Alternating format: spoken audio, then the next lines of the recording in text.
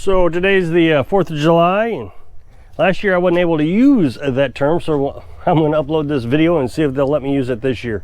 So I've been talking to you about the differences between preppers and myself off-grid, and how I believe living self-sustainingly, I think I said that right, is better than prepping.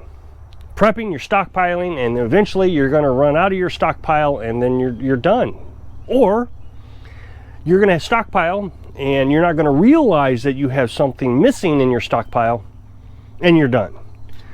Because you're not testing. Whereas we test, Carolyn and I test our livelihood every day. Every day we're doing something. And I've used different examples. For example, Carolyn, well, I'll just show you the big mess because somebody's going to say, oh, that's just a mess. But that's just part of the lifestyle. So you can see Carolyn is growing her sunflower seeds. So she turns that sunflower seed, you know, she only fills the sunflower seed to here in the bottle, and then it grows up. She can turn a 50-pound bag into 250 pounds. She's got her compost here, coffee, and once a week we go and get pistachios. And then when these get full, she takes it down to the composter.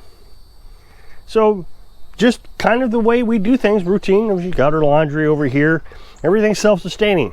What I've been trying to teach, and I think some people get it, because I actually hear some people in the comment section say this, is that we're trying to live a minimalistic lifestyle on a very low budget. Because I think most people would rather live low budget as possible, where they don't have to go out and buy a bunch of stuff. I mean, I see YouTubers, and you know, they've been YouTubing for a long time, and they got these huge tractors and big buildings, lots of equipment.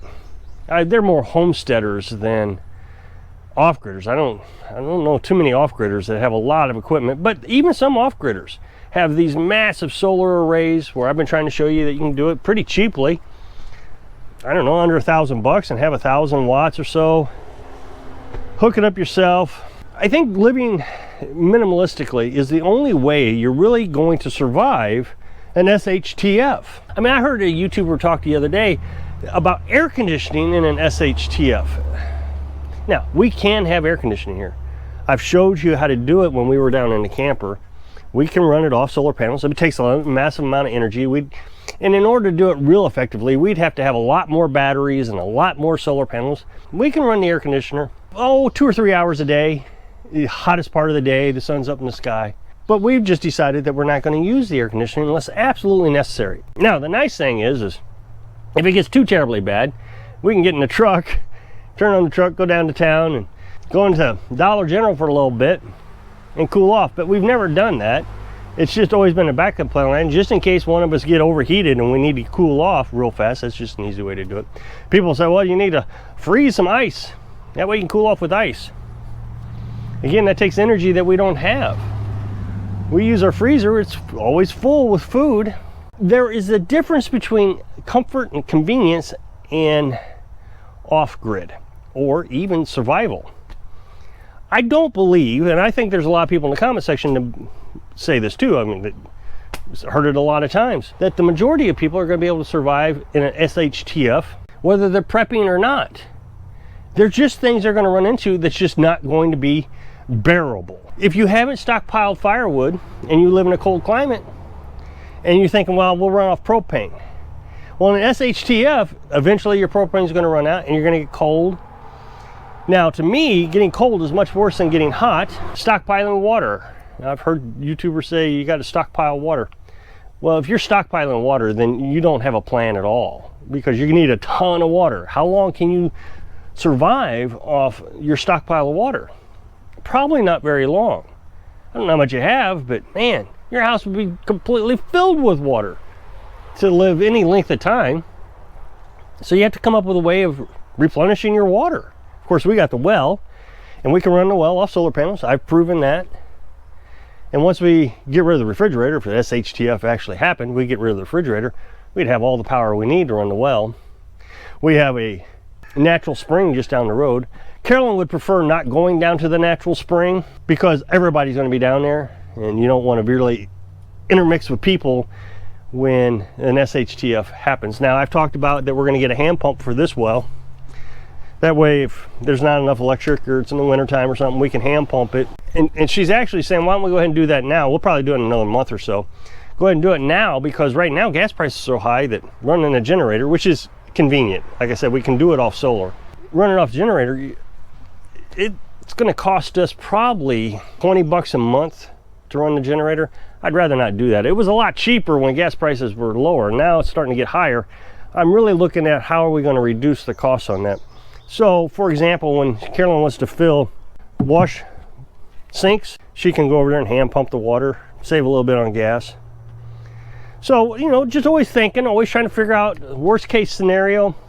And we always seem to have a solution. It's just a matter of putting it in place. The other day, I was talking to you about how to live in a fashion where you don't have to go buy stuff. I can't tell you how many times a day on my YouTube channel, people are telling me to buy stuff. And that just seems to defeat the purpose of living off grid and SHTF. Because in an SHTF, if you don't have it, you can't go buy it. There's nothing to buy. And I think people somehow forget this idea that we're talking about SHTF, end of the world, zombie apocalypse. There are not going to be any stores. I mean, right now, I don't think anybody considers us in an SHTF, but we are talking about shortages. Trucks are not being able to drive because they can't afford fuel prices right now. There's a diesel fuel shortage on the East Coast, and we're not even in an SHTF. So if I need to buy something and I go to the store and it's not there already, what are you going to do in an SHTF? I mean, think about this during the pandemic, toilet paper. I know it was a real minor thing, and it seems like, well, that's ridiculous to talk about, but there was no toilet paper. Imagine in an SHTF where there's nothing. So you got to get into the mindset, okay, what am I going to do if I don't have something I need?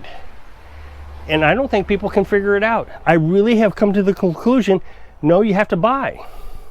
So the other day I was telling you how Carolyn cooks probably, I don't know, 50% of the time, she'll cook out here. She's got her stack of wood here. Of course, she can use all this wood over here. It fell over, but that's okay. Just ignore that.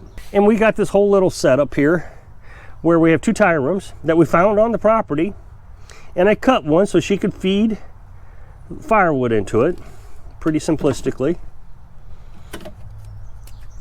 Now, she can make this into a rocket stove. You take this device off and you put this down here, and now you got a rocket stove. So we've set it up so it's pretty universal, works pretty good. She took it from an old wood stove that we had. She took the inside piece out. She was going to use this as the cooker, but decided that she was not going to do that. But anyway, she has multiple ideas here on how she can use this whole setup. Well, her oven, since we don't have an oven, which we've talked about getting an oven, running it off propane just for convenience. But like I said, she hasn't talked about that since we've gotten up into this tiny house. She was talking more about that when we were living in the camper. Now, of course, when we set up the tiny house, I wanted to put the kitchen in the house. She said no, she didn't want the kitchen in the house. Too small, it would get too hot in there. The smell over time and all the grease would accumulate on the walls. So she always wanted it out here. And I tell you, it is nice. Whether it's winter or summer, it is nice to be out here cooking. So this is her oven. And it's just an old, actually it was a propane cooker. I had a family member come up and says, I don't know anything about this. I've had it around forever. You want it? And I said, well, if you're bringing it up, sure, we'll take it. It doesn't work, we'll throw it away. So he brought it up, and I don't remember exactly what was wrong with it. I'm thinking there was something wrong with the propane, something or another. I don't remember. Well, Carolyn started taking all the plastic pieces off, the feet, because all this is metal. So she took all the feet off, she left that on. And it has a thermometer on here. So she can put a fire under here, and then she can regulate the temperature right here to, 450 degrees, whatever it is for whatever she's cooking. And now she has an oven. And I thought it was genius. I mean, I absolutely thought it was just the most genius thing anybody could come up with. And she uses it all the time. Like I said, she's got a rocket stove here, but she hardly ever uses it because she's always using this. The cool thing is several things. One, she made it out of just junk that we had laying around the house. Two, her philosophy is she'd rather make something out of junk laying around the house versus going buying. In an SHTF situation, This is a genius idea. You're walking around and you find a piece of junk and you think, what can I use that for? And there you go. I think about that movie Castaway with Tom Hanks. He was making things out of things, ropes and VCR tapes. And that's kind of the way Carolyn is, just kind of making things with the things she's got. Well, of course, that's never good for a lot of subscribers that I have, or viewers, or whatever they are. They always got to spend money. So how can you beat this? It works, it's perfect, we love it. Nope, got to do better. What is better? Better is buying, apparently. You have to buy things. Now remember, my philosophy on the SHTF is there's nothing to buy, remember? So I was told that I need to look up what a Dutch oven is. Well, I know what a Dutch oven is. I had grandparents, they had Dutch ovens. But why do I want to go buy something? Why?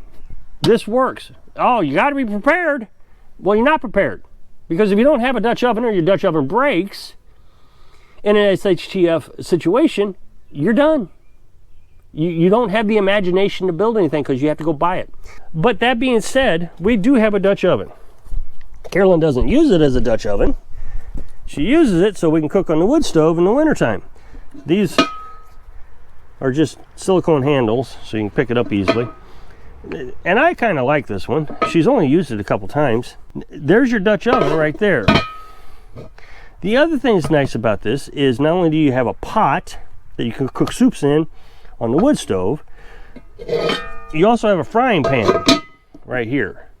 Like I said, Carolyn doesn't use it much, but we have one that's never been used as a Dutch oven because we have something cheap and inexpensive. I'm glad she has this, but it's not something that we have to have. So if you can check out that super thanks button down there, I'd really appreciate it. So I hope I can inspire you to use your imagination so you can live your dream. Thanks for watching.